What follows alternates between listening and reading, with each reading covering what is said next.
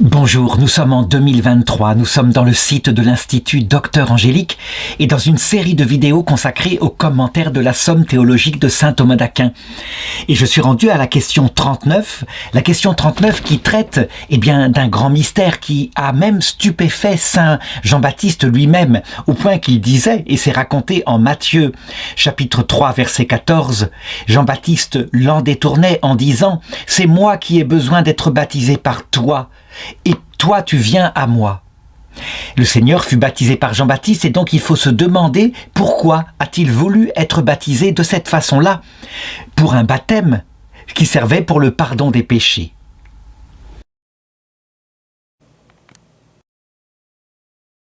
Et donc je commencerai par l'article 1 qui demande « Le Christ devait-il être baptisé ?»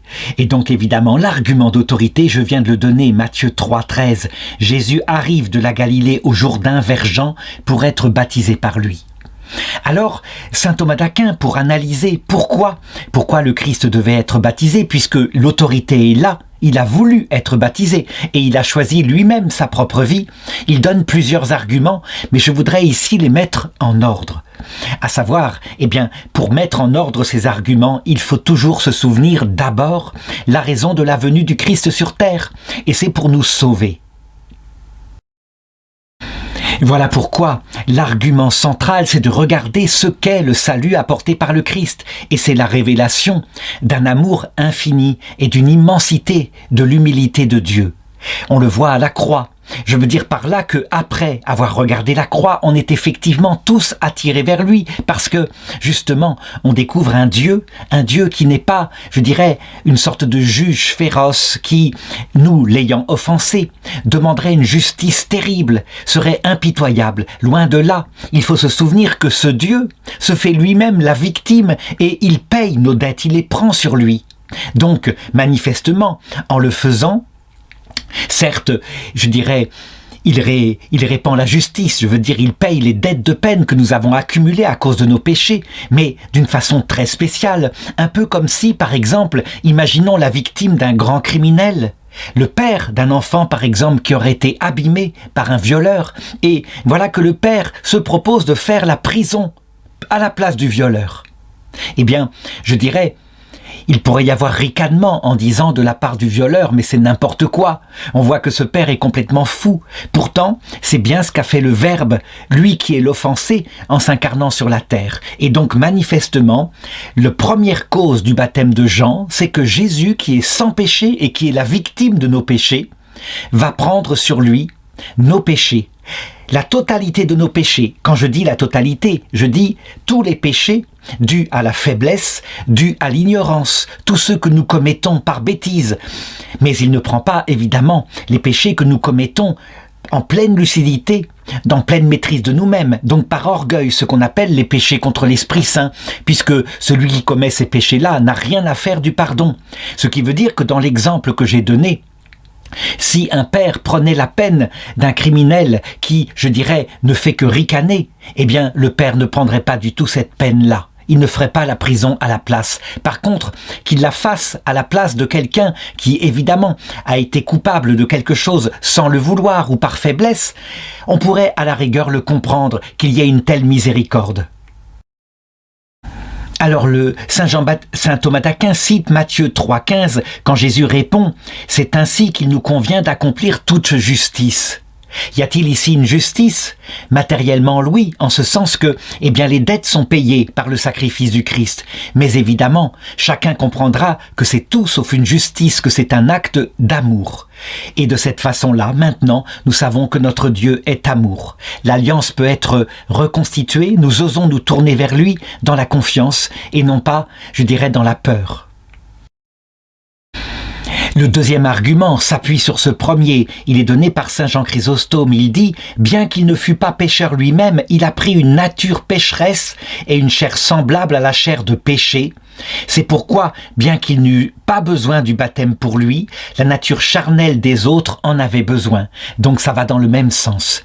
Et puis, le troisième argument qui est le moins important, mais qui est mis par saint Thomas d'Aquin en premier, C'est vrai que, lui, l'Immaculé, en touchant l'eau du baptême, il a sanctifié l'eau qui fait que maintenant, lorsque nous sommes baptisés, nous pouvons recevoir l'Esprit Saint qui vient habiter dans notre cœur. Et évidemment, si l'Esprit Saint vient habiter dans notre cœur, c'est que ça nous est possible, nous n'avons plus peur de Dieu. Nous avons un grand amour pour Dieu.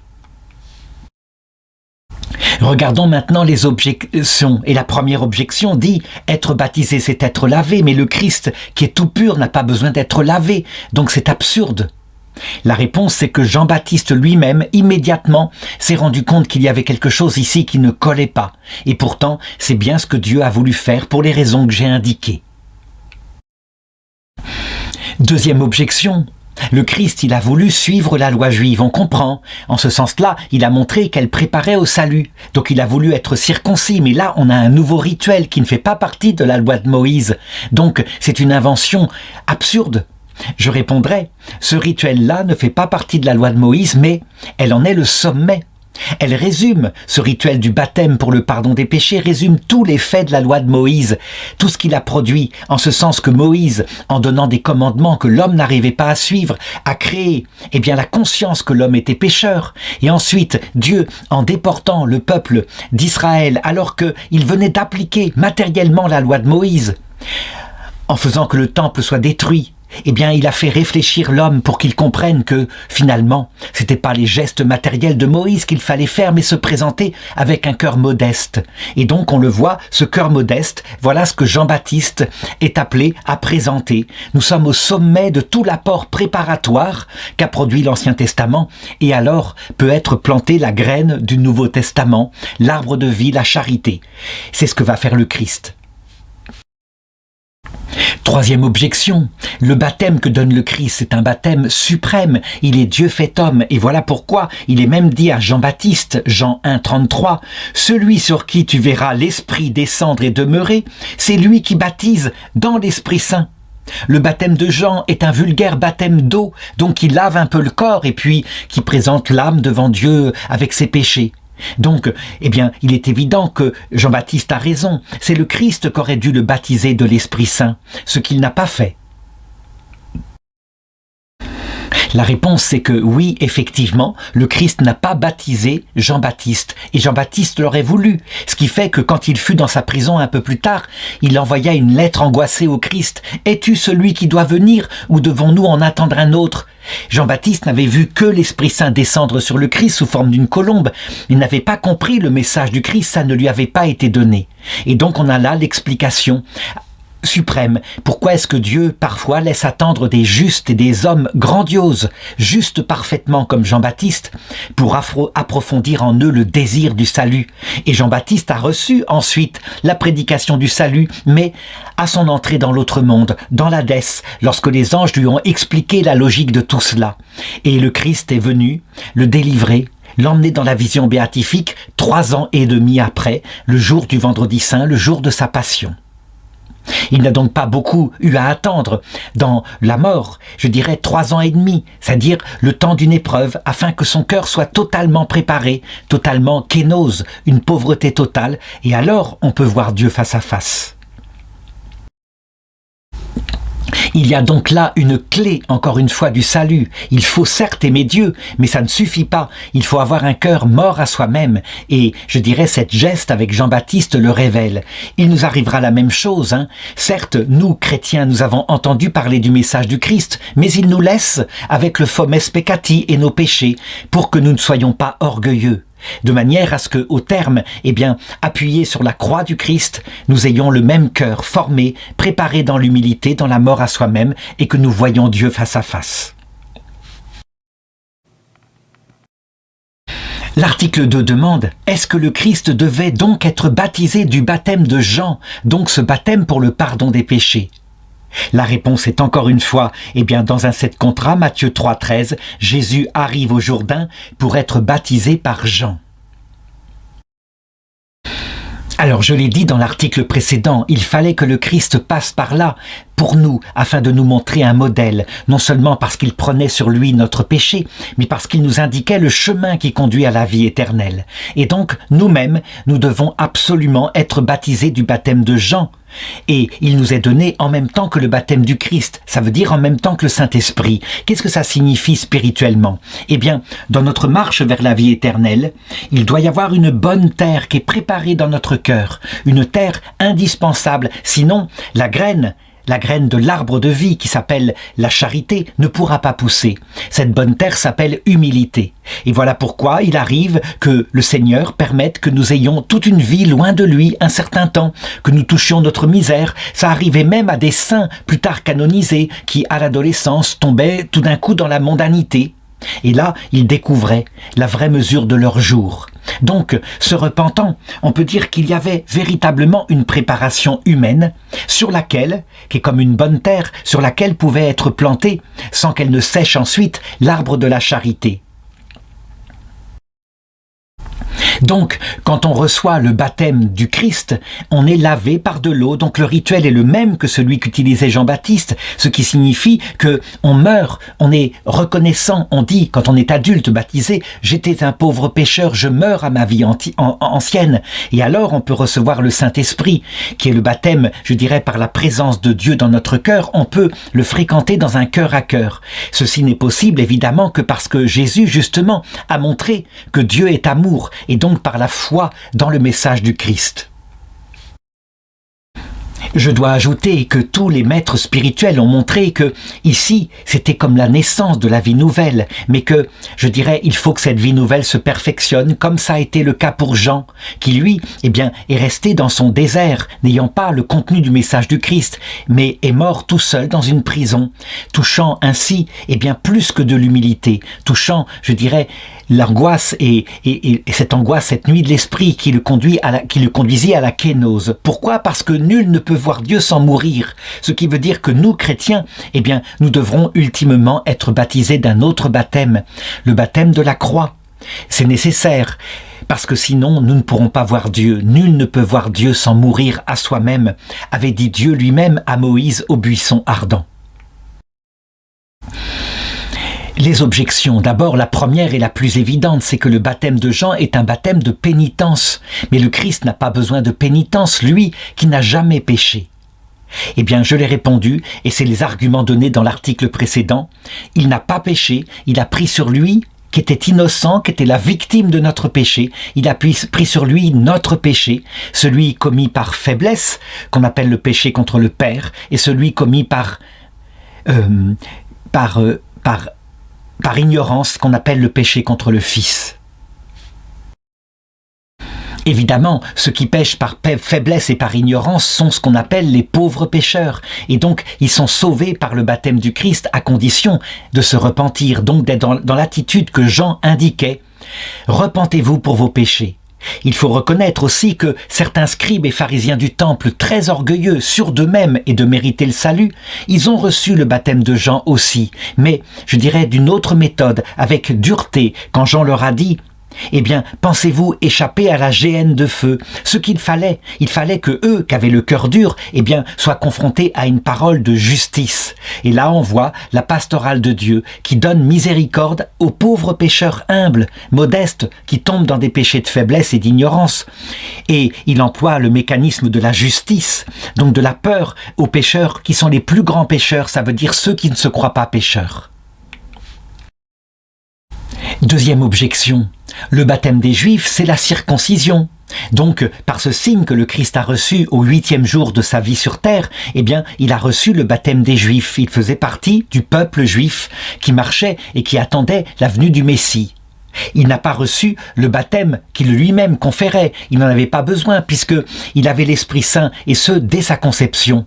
Donc, il n'aurait pas dû recevoir ce qui est intermédiaire entre les deux, le baptême de Jean, qui est un baptême de repentir pour ses propres péchés.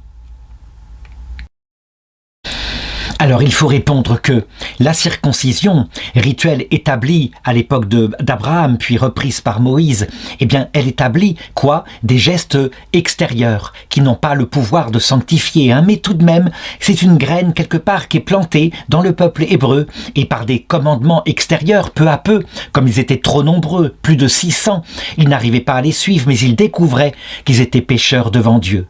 Et puis, il y a eu, cet arbre de l'Ancien Testament qui a fleuri après l'exil à Babylone. Je l'ai dit, par la découverte que ce n'était pas tant ces rituels extérieurs qui comptaient, mais un cœur humble devant le Seigneur. Et ça se voit très bien dans le livre de Daniel. Jean-Baptiste, c'est ça qu'il a récolté et qu'il a conféré à Jésus. Donc Jésus a bien reçu toute la disposition qui était donnée par l'Ancien Testament en vue de nous donner, ce qui serait le baptême parfait, le baptême du Saint-Esprit. Et il nous montre par là que la pastorale de Dieu reste valable pour nous, chrétiens. Si nous sommes orgueilleux, nous subirons la pastorale, du début de l'Ancien Testament, par la peur de l'enfer, la justice et des rituels extérieurs. Si nous sommes très humbles, mais que nous n'avons pas cette union avec le Christ dans le cœur à cœur, nous subirons la pastorale du bon larron. À savoir quelqu'un qui certes est préparé au salut comme Jean-Baptiste et qui y entrera dès qu'il arrivera dans l'autre monde ou un peu après, mais qui n'est pas encore dans le salut. Et si nous voulons bien, par contre, être totalement fidèles au message du Christ, qui est amour, humilité, et à cause de l'amour et l'humilité, acquisition des vertus, dans ce cas-là, nous recevrons le baptême du Saint-Esprit, qui fait que la vie terrestre a un sens, elle est légère. L'article 3, le Christ, qui est le Verbe fait chair, devait recevoir ce qu'il y a de meilleur, mais le baptême de Jean n'est pas ce qu'il y a de meilleur. C'est un baptême qui ne confère pas la grâce alors que le Christ l'a déjà. Donc il y a quelque chose ici qui ne va pas du tout. Donc je l'ai dit encore une fois, le Christ est là pour nous indiquer le chemin. Et donc nous devons absolument avoir un cœur repentant, un cœur modeste pour que nous soit conféré l'Esprit Saint. L'Esprit Saint fuit les cœurs orgueilleux. Donc le Christ nous l'a indiqué. Le chemin vers le baptême du Christ est le baptême de Jean. L'article 3 demande, est-ce qu'il était convenable que le Christ reçoive le baptême vers l'âge de 30 ans? Là encore, l'autorité, Luc chapitre 3 verset 21, il advint, une fois que tout le peuple eut été baptisé au moment où Jésus, baptisé lui aussi, se trouvait en prière, et plus loin, Jésus, lors de ses débuts, avait environ 30 ans.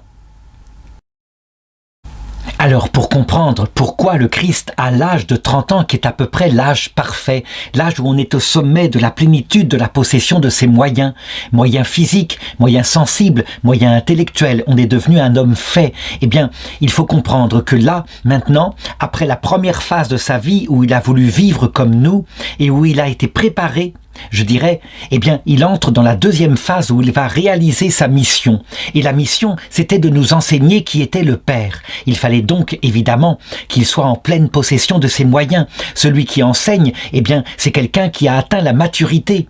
Les jeunes professeurs qui n'ont pas, je dirais, une science tout à fait formée en eux, quelquefois leur enseignement sera perfectionné plus tard et ils renonceront à certaines choses qu'ils ont enseignées. Le Christ, il ne fallait pas que ce soit ainsi.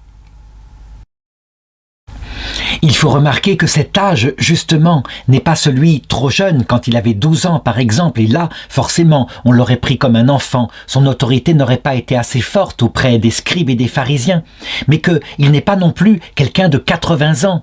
Et là, peut-être que par la vieillesse de son corps, il aurait pu avoir une autorité auprès d'eux. Non, il est justement un jeune homme, et eux, parce qu'ils ne veulent pas entendre le message de la lumière, auront à cause de cela un mépris pour son message et lutteront contre lui. Ce qui veut dire que, il y a là aussi une préparation au terme de sa mission, puisqu'il doit mourir sur la croix afin de ratifier tout ce qu'il nous a dit et de montrer comme Verbe fait chair crucifié, qui ne se défend pas, à quel point c'est vrai, Dieu est amour et Dieu est humilité.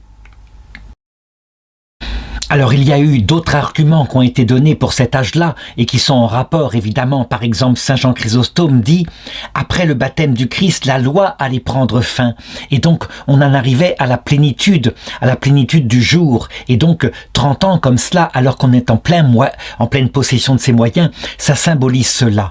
Vraiment, on ne doit attendre aucun autre prophète que le Christ, sauf évidemment le Christ lui-même à son retour dans la gloire. Et puis, troisième raison qui est donnée cette fois par saint Paul, à savoir que la loi nouvelle sera une loi de perfection. Je veux dire par là qu'il n'y a pas meilleure loi que cela.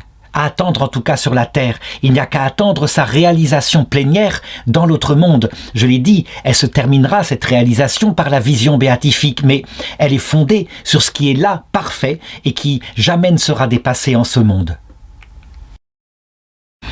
Quelques objections, et la première, eh bien, elle consiste à dire, on voit bien que la grâce nous est donnée bien avant 30 ans, et même on demande à ce que les petits bébés soient baptisés, parce que l'Esprit Saint ne leur est pas, je dirais, ils n'en sont pas privés dans leur innocence, donc le Christ aurait dû être baptisé tout bébé.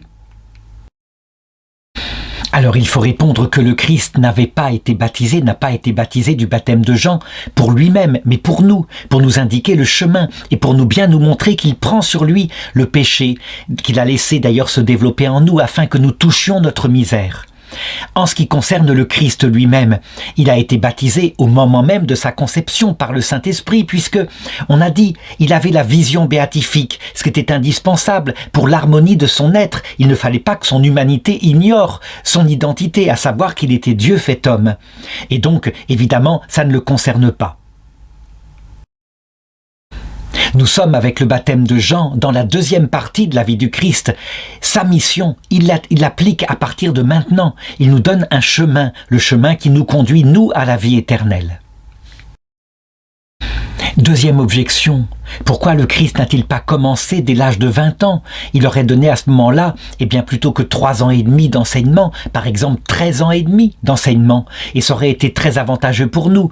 À 20 ans, on est en pleine possession de ses moyens aussi. Alors la réponse c'est que, évidemment, le Christ aurait pu commencer d'enseigner même à 12 ans, pourquoi pas? On le voit, les prêtres du temple furent stupéfaits par les réponses qu'il donnait. Sa science était bien supérieure à cet âge-là, je parle même de sa science acquise, à ceux que les grands prêtres du temple avaient. Mais il n'a pas voulu le faire, encore une fois pour nous donner un chemin. Ça veut dire que nous devons toujours avoir en tête que, eh bien, avant d'enseigner, eh bien, nous devons avoir atteint une sorte de plénitude. Nous devons d'abord nous mettre, par exemple, à l'école de ce qu'enseigne l'Église catholique, comme d'ailleurs le fit Saint Paul. Saint Paul eut une vision du Christ, et il le vit glorieux, avec des choses absolument uniques que personne d'autre n'avait eues. Eh bien, il commença par se mettre à l'école des prêtres du côté de Damas, avant de prendre en main l'évangélisation.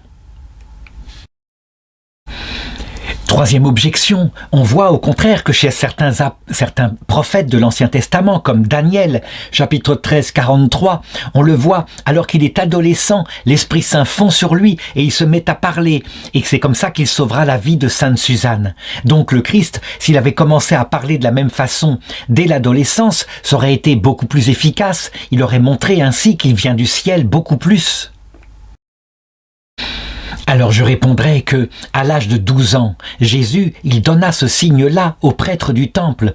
Et je l'ai dit, lorsqu'il resta dans le temple, comme ça, à les écouter, à leur poser des questions et à répondre à leurs questions, il manifesta clairement la puissance de la science qu'il avait en lui. Et c'était suffisant, il n'y avait pas besoin de plus. En effet, il voulait nous donner à nous un modèle, à savoir, eh bien, que nous nous formions d'abord pour devenir adultes dans la foi, avant, eh bien, de prétendre, par exemple, à une mission apostolique. De même, il demande aux prêtres, eh bien, par exemple, de faire un temps de séminaire, de se former, de se mettre véritablement, humblement à l'école de la foi, à l'école de la tradition, pour acquérir tout ce qui a été accumulé par l'Église depuis 2000 ans. Enfin, quatrième objection, quand on voit la dignité du Christ, et Jean-Baptiste lui-même la constate, il voit l'Esprit Saint descendre sur lui, eh bien on doit dire que le Christ, par exemple, aurait dû être baptisé en premier, avant les autres hommes, ou alors en dernier. Et lorsque Jean-Baptiste avait baptisé le Christ, il aurait dû s'arrêter de baptiser en disant « Je vous montre maintenant, le successeur, c'est lui que vous devez suivre ». Or, on voit que ce n'est pas du tout le cas. Il a été baptisé au milieu des groupes de gens, un humble parmi les humbles. Et il y a quelque chose qui ne marque pas le début de sa mission apostolique et sa dignité. Alors je répondrai que, au contraire, ceci est bien vu. En effet, Jean-Baptiste, il avait attiré les foules bien avant, ce qui montre que l'Esprit Saint reposait sur lui et accompagnait sa prédication par des charismes. Et à un moment donné, alors qu'il baptise beaucoup de monde, voilà Jésus qui vient parmi d'autres et il voit l'Esprit Saint descendre sur lui. Donc son témoignage, et il en parle à ses apôtres, son témoignage est fort. Lui, celui qui baptisait dans le désert ainsi qu'attirait tant de monde, il montre cet homme-là. Et cet homme-là, il commence par se retirer dans le désert pour prier. Et donc Jésus par là montre que ce n'est pas tant l'efficacité qui compte, mais quelque chose comme une fécondité. Il aurait pu, je l'ai dit, Jean-Baptiste l'a dit d'ailleurs du Christ, il pourrait, s'il le voulait, faire de ces pierres que voici des enfants à Abraham, et c'est ce que nous souhaiterions, que tout le monde soit immédiatement chrétien.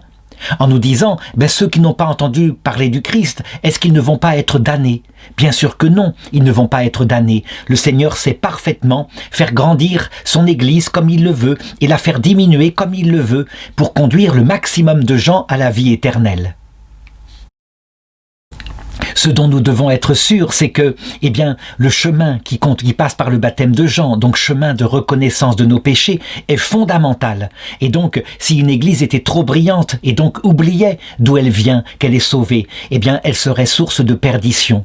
De même, nous ne devons jamais oublier que la victoire finale, elle sera là, que d'une façon ou d'une autre, à l'heure de la mort, chacun sera confronté à sa vie face au Christ et il pourra alors se repentir. Il aura alors à régler pour ceux qui disent « mais c'est trop facile, ça veut dire que tous se repentiront et donc l'enfer serait presque pas peuplé ». Je répondrai « il faut se réjouir que l'enfer soit peu peuplé, même s'il est peuplé par ceux qui résisteront à tout ». Le péché contre l'Esprit Saint. Et par contre, si certains trouvent ça trop facile, qu'ils méditent sur ce qu'est le purgatoire, à savoir que toutes les peines, tous les péchés que nous aurons faits, dans le repentir et dans les larmes, nous voudrons les réparer en nous séparant un temps du Christ, comme je verrai dans la partie concernant l'eschatologie au purgatoire.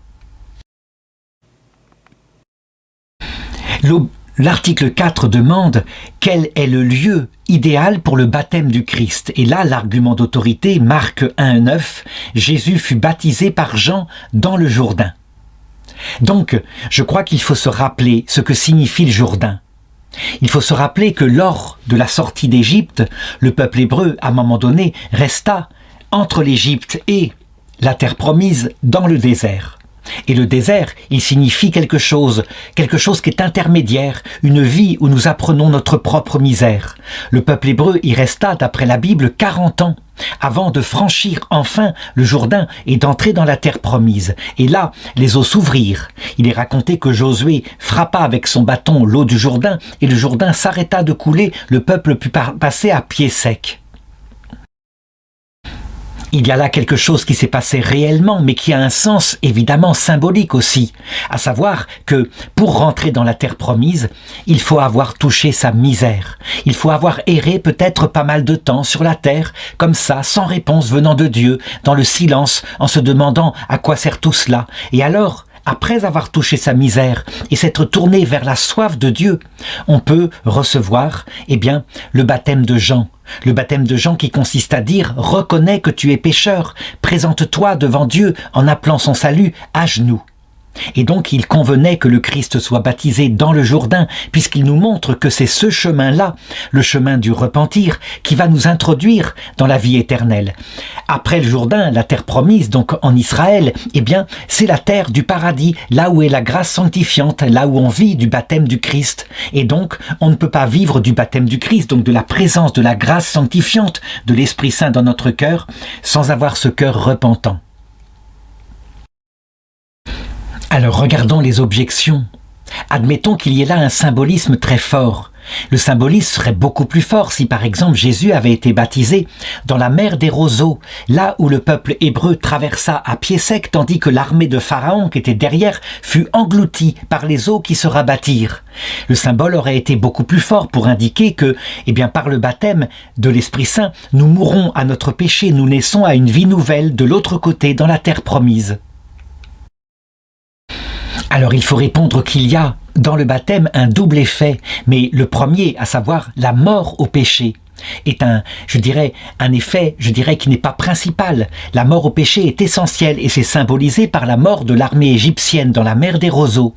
Par contre, le but de tout ça, c'est la vie nouvelle, c'est la présence du Saint-Esprit dans le cœur. Et c'est ce que signifie le baptême de Jean, à savoir que juste après, voilà que Jésus va se mettre à enseigner et à nous introduire, dans la vie nouvelle.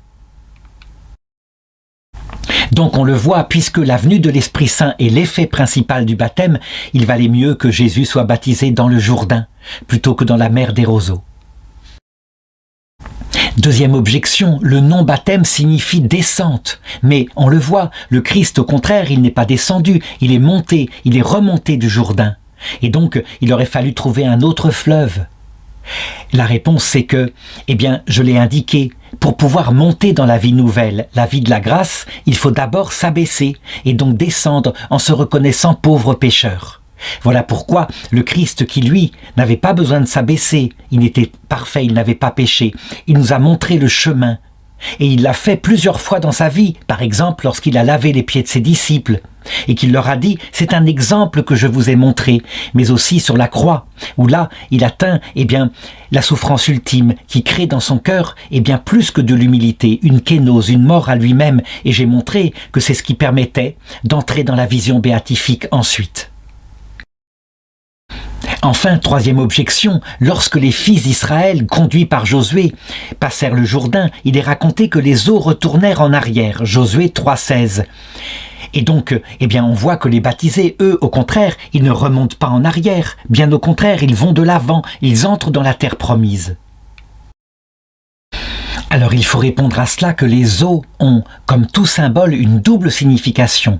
Signification négative, c'est par exemple l'eau dans laquelle les gens surnoyèrent au moment du déluge. Donc c'est la mort. Et donc les eaux qui retournent en arrière, ça signifie les péchés s'enfuient devant la pureté du Christ.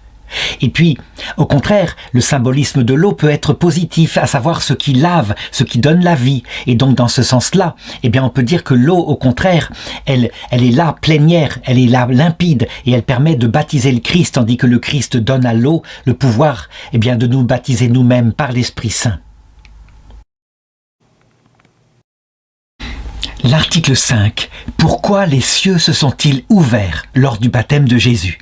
Alors là encore, argument d'autorité, le récit de Saint Luc, chapitre 3, verset 21. Au moment où Jésus, après son baptême, était en prière, le ciel s'ouvrit. Alors il faut remarquer, comme je l'ai dit dans les précédents articles, que le baptême de Jésus est donc un baptême dans l'humilité, où on présente ses péchés et Jean-Baptiste nous plonge dans l'eau. J'ai montré que le Christ, en ce qui le concerne, n'a pas de péché à présenter, mais par contre, il assume ce baptême pour nous montrer le chemin de l'humilité et du repentir. Et donc, qu'est-ce que signifie le ciel qui s'ouvre ? Que à toute âme qui se présentera devant le Christ, avec cette pauvreté du cœur, en reconnaissant qu'il est un pauvre pécheur, le ciel ne sera pas fermé. Il faut remarquer d'autre part que c'est au moment où le Christ prie, et la prière, qu'est-ce que c'est ? Sinon l'union à Dieu par la charité, l'acte même qui permet cela. Et donc, il ne suffit pas de l'humilité, de la repentance comme ça, qui est un pas préparatoire au salut. Mais il faut évidemment que sur cette repentance soit fondée la charité.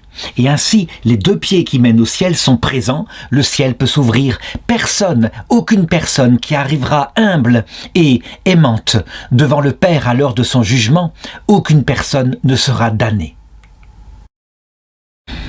Alors saint Thomas d'Aquin, après, il décline d'autres raisons, et comme toujours, on peut les lire, comme par exemple le fait que ce salut, évidemment, ne vient pas de l'homme, et ceci, je dirais, tue dans l'œuf, si on peut dire, l'hérésie pélagienne qui viendra plus tard et qui pensait que on pouvait, par ses simples forces, les forces de ses bras, forcer le ciel. Non, l'humilité, certes, c'est une vertu humaine, il suffit de regarder sa propre vie, mais je dirais, c'est avec la charité qui, elle, est fondée sur la grâce sanctifiante que le ciel s'ouvre.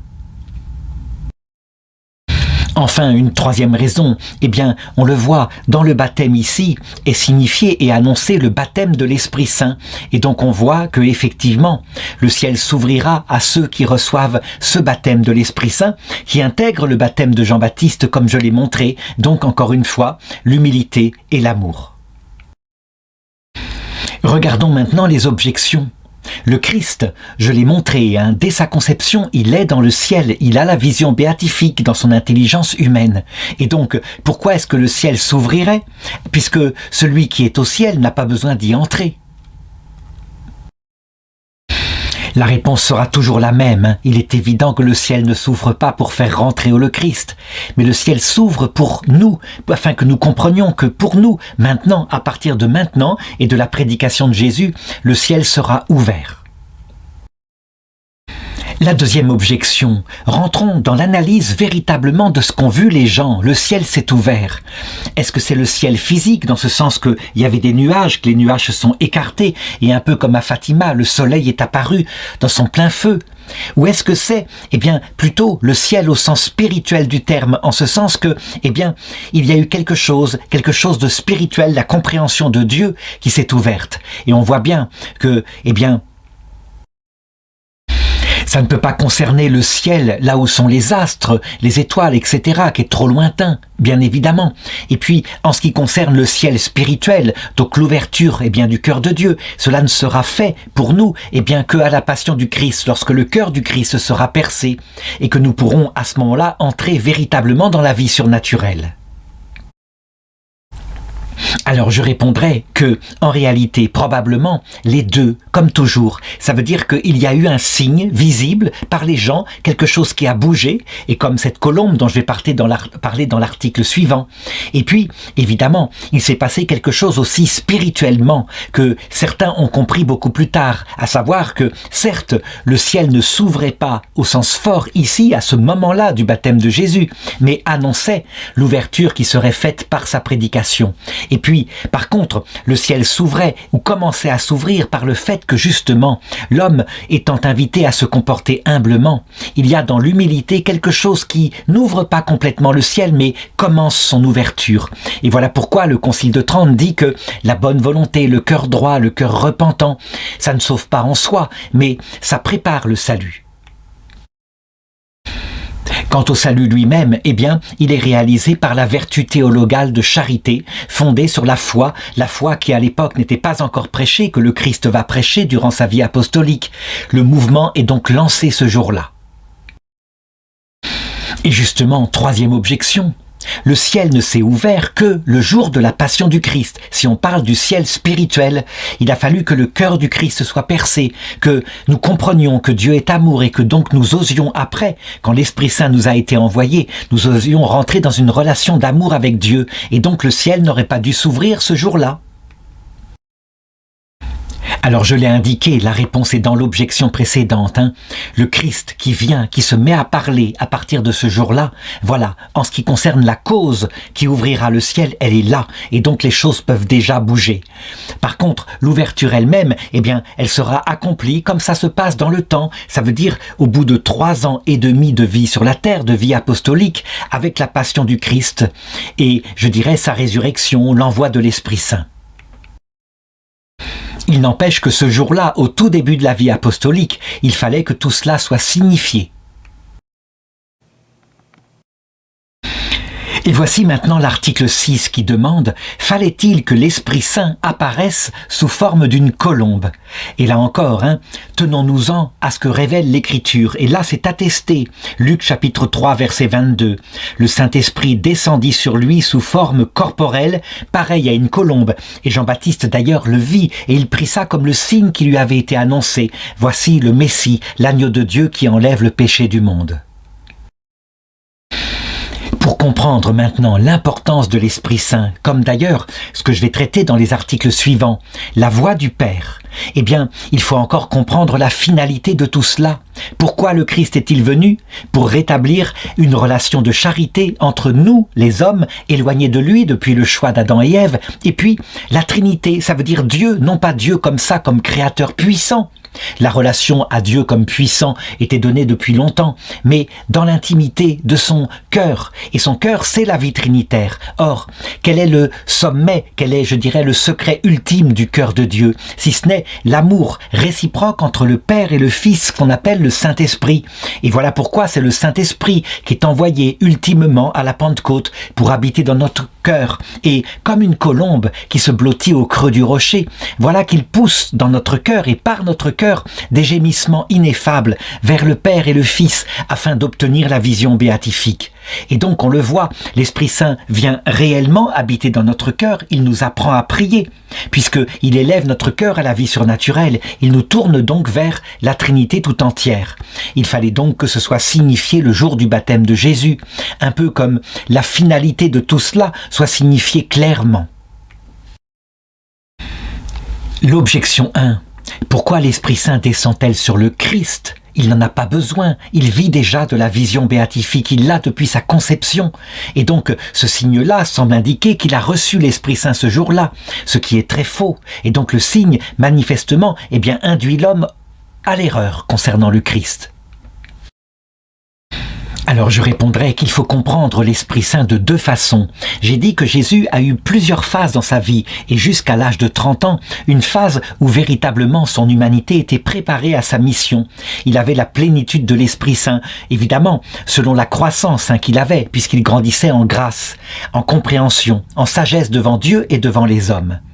Et puis, il y a cette deuxième fonction de l'Esprit Saint qui consiste, évidemment, puisqu'il entre dans une mission ad extra, il va se mettre à parler, à le remplir et à lui communiquer tous les charismes qu'il va devoir utiliser à partir de maintenant, de manière à ce que sa parole obtienne l'efficacité. Et aussi, l'Esprit Saint, c'est lui qui va le mener durant les 3 ans et demi de sa vie apostolique jusqu'à sa croix. C'est l'Esprit Saint qui le pousse à monter à Jérusalem, où il devra être arrêté par les grands prêtres et être crucifié.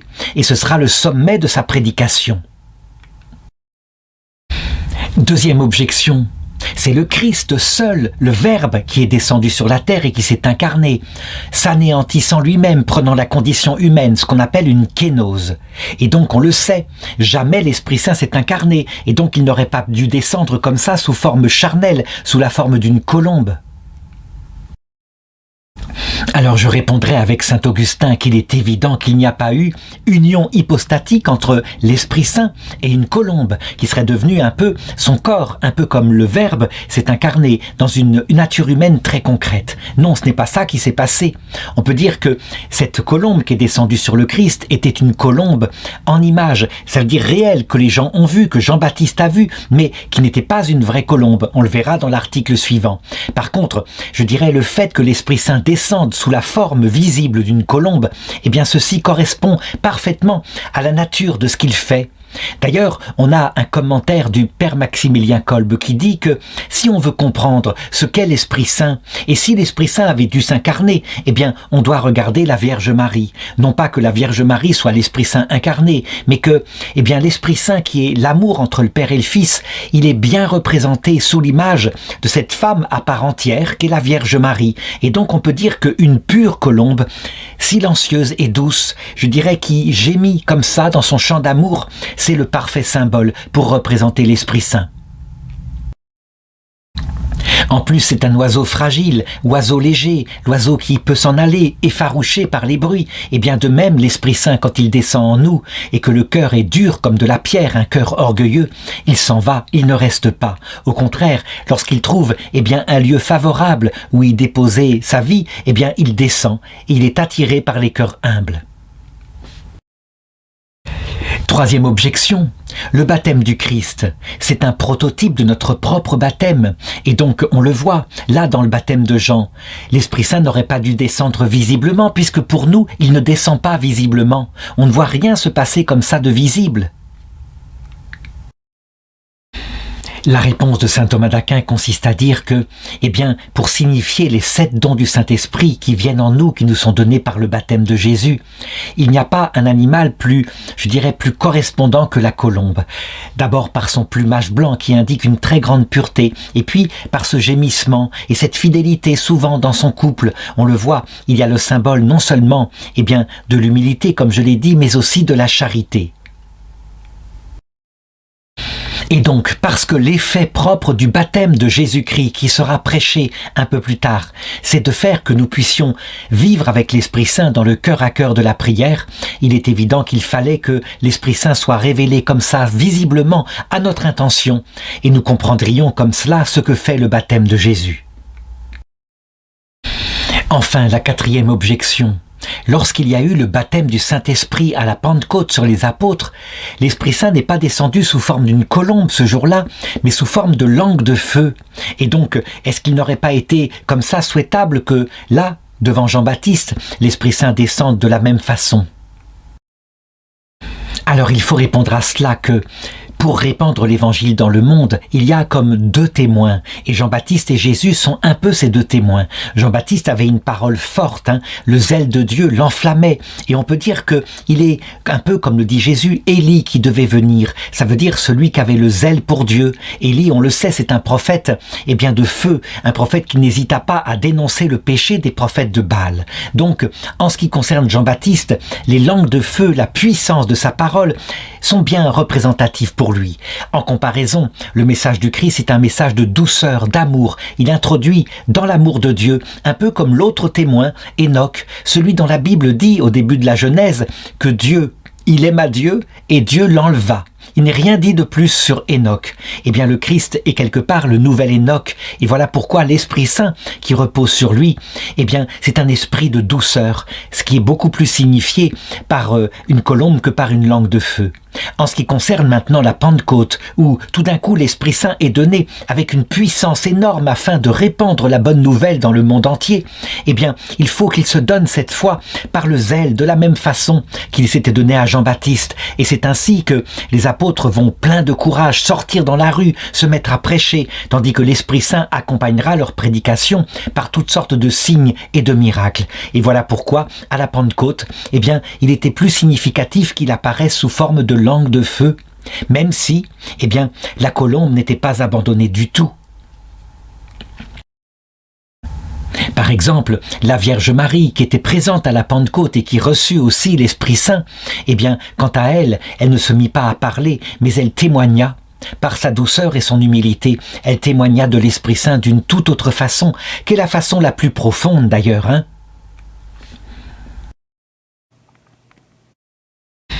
Vient maintenant l'article 7 qui demande « Est-ce que cette colombe fut un véritable animal ?» Alors je donne ici l'opinion de saint Augustin qui lui affirmait « Nous ne prétendons pas dire que seul le Seigneur Jésus eut un vrai corps et que l'Esprit Saint est apparu aux yeux des hommes sous une forme trompeuse, à savoir une colombe simplement de lumière. Nous croyons bien que ces deux corps étaient de vrais corps. » Alors, lorsqu'on regarde avec attention le récit évangélique, on voit que c'est une colombe visible. Jean-Baptiste l'a vue de ses yeux, il en témoigne. Donc, reste à savoir si c'est une colombe visible, je dirais réelle, au sens que Dieu, par son Esprit Saint, aurait saisi un animal réel qui se promenait dans la nature par ici et qui l'aurait fait descendre sur le Christ visiblement, ou est-ce que c'était plutôt une colombe de lumière, donc une apparence de colombe, et qui, se posant sur le Christ, eh bien, aurait intégré l'intérieur de son âme. Je dirais que les deux opinions sont soutenables, il n'y a pas de quoi conclure. Ce qu'il faut simplement garder, c'est que comme la mission du Christ et l'envoi de l'Esprit Saint allait être quelque chose de réel, il était tout à fait convenable que la colombe soit visible. D'autre part, comme on sait que l'Esprit Saint ne s'est pas incarné, il n'a pas pris substantiellement un corps qui s'est uni pour en faire son propre corps, eh bien, on peut dire que soit il a dirigé cette vraie colombe qui a ainsi donné un signe indubitable, soit c'était une colombe de lumière, quelque chose qui n'était pas réel mais qui était bien visible. Il faut reconnaître que, peu importe les deux choses, il n'y avait pas tromperie dans les deux cas. C'est un peu comme le miracle, le fameux miracle de Fatima, lorsque le soleil dansa.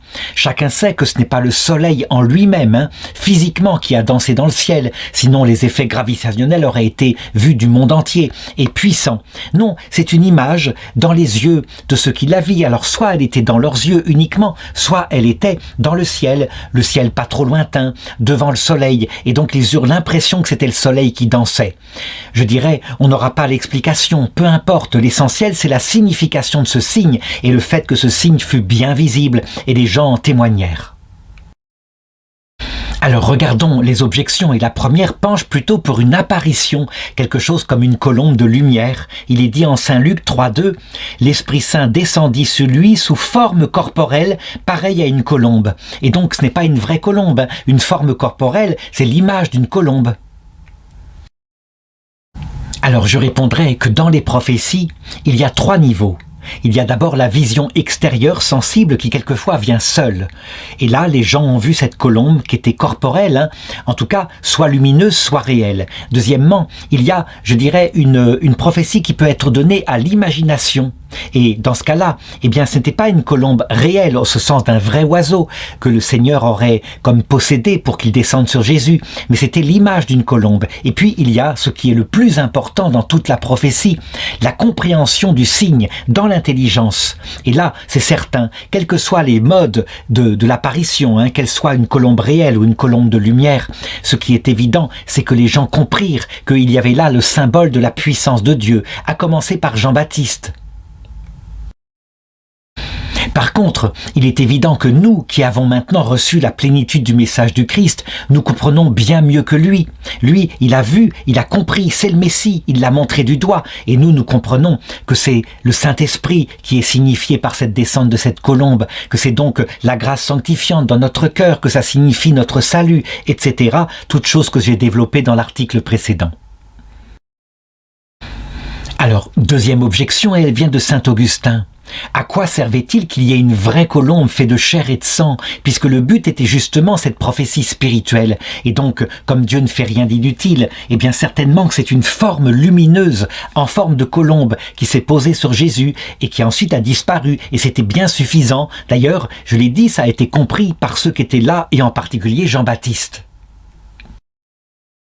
Alors je répondrai que dans l'opinion de ceux qui disent que c'était une vraie colombe, eh bien, il y a l'idée qu'il fallait manifester la réalité charnelle de la révélation qui allait être faite, qui ne serait pas seulement spirituelle, mais qui véritablement s'incarnerait par le Messie étant le Verbe fait chair. Et donc, voilà pourquoi certains soutiennent que, de même que l'ange apparut à Marie sous forme corporelle, de même la colombe qui apparut ici était une vraie colombe de chair et de sang, prise en main par l'Esprit Saint, un peu comme par exemple dans d'autres textes de la Bible, l'ânesse de Balaam se mit à parler à ce sorcier, c'est dans le livre de la Genèse. Et donc on peut répondre que oui, c'est une possibilité, je l'ai dit, la foi catholique laisse parfaitement les deux hypothèses être défendables.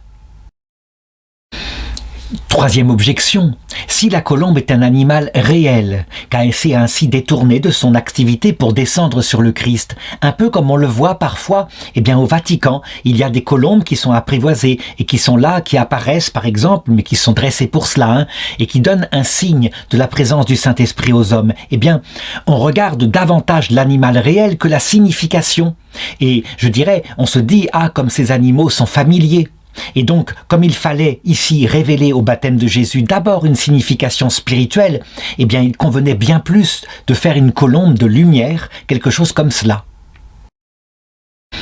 Alors je répondrai que, quelle que soit la manière qu'a utilisé l'Esprit Saint dans les deux cas, la chose a été parfaitement comprise, et voilà pourquoi on en parle aujourd'hui. Et enfin vient l'article 8 qui parle du témoignage de la voix du Père. Et donc c'est en Saint Matthieu, chapitre 3, verset 17, « Voici qu'une voix venue des cieux disait « Celui-ci est mon Fils bien-aimé, en lui j'ai mis tout mon amour. » Alors, je répondrai que l'apparition de la voix du Père qu'aura lieu une autre fois dans l'Évangile selon saint Jean était absolument, je dirais, convenable le jour du baptême de Jésus. Parce que, je l'ai dit, la finalité de toute la mission de Jésus, elle était révélée ainsi dès le début de son apostolat. Et la mission de Jésus, c'est de nous unir à la Trinité. Il fallait donc que d'abord le Fils soit là, manifesté, qui était le Verbe incarné, et puis le Saint-Esprit qui lui, va nous unir à la Trinité tout entière en venant habiter dans notre cœur. Et donc il descend sous forme d'une colombe, animal qui se met à nicher dans le cœur de l'homme, on peut dire, et dans le cœur du Christ. Et puis, évidemment, tout le but, c'est que le Saint-Esprit et le Fils ramènent tout pour la connaissance du Père, le Père d'où tout est originé. Et je dirais, le Christ ne cessera dans l'Évangile selon saint Jean de parler de son Père. Et donc, il était convenable que le Père, d'où procèdent le Fils et le Saint-Esprit, se manifeste ainsi par une parole qui est tout à fait trinitaire. Il dit « Celui-ci est mon Fils bien-aimé » et donc nous avons ici la première procession. Et c'est vrai que le Verbe, c'est la contemplation que le Père a de lui-même. Et cette contemplation parfaite est donc identique au Père lui-même. Tandis que le Saint-Esprit, eh bien justement, c'est quand le Père met dans ce Fils tout son amour, tandis que le Fils répond au Père par tout son amour. Ce qui veut dire que la phrase qui dit « En lui j'ai mis tout mon amour » signifie le Saint-Esprit.